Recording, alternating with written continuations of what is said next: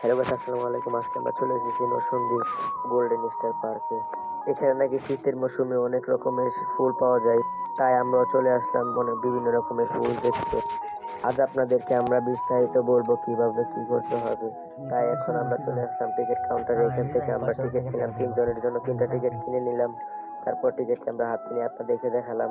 তারপর আমরা 3 বন্ধু মিলে, আর আমরা আসছি বিকালবেলা, তাই দেখেন এখনকার ওয়েদার কি জোস। আর ওয়েদারটা এখন খুব সুন্দর দেখা যাচ্ছে, দেখেন। তারপর আমরা চলে আসলাম আপন বিলের ভিতরে।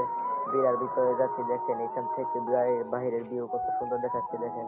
তারপর আমাদের বন্ধুদেরকে দেখালাম, ওরা এটার ভিতরে খুব ভালো এনজয় করছিল।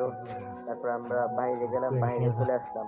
বাইরে চলে যাওয়ার পর আমরা এখন যাব কসমস ফুলের এখানে। দেখেন একটা ফুল ধরলাম হাতে, ফুলটা খুবই সুন্দর। আর এখন তো বিকাল বেলা, তাই দেখেন সূর্যটা অনেক সুন্দর দেখা যাচ্ছে। এখন আমরা কসমস ফুলের বাগানের ভিতরে যাব। তাই আমরা সবাই এক এক করে ভিতরে ঢুকে গেলাম। ভিতরে ঢোকার পর সবাই খুবই এনজয় করছে এটার ভিতরে। তাই এখন আমরা সবাই মিলে সিদ্ধান্ত নিলাম যে ফুলের সুবাস নেব। তারপর আমি চলে গেলাম ফুলের গান নিতে। ফুলের গান দেখলাম খুবই সুন্দর। তারপর আমার বন্ধু চলে গেল আকাশ খান, সেও নাকি ফুলের গান নেবে। তারপর সেও ফুলের গান নিয়ে বললো যে এটি খুবই সুন্দর, ফুলের গানটি অনেক সুন্দর।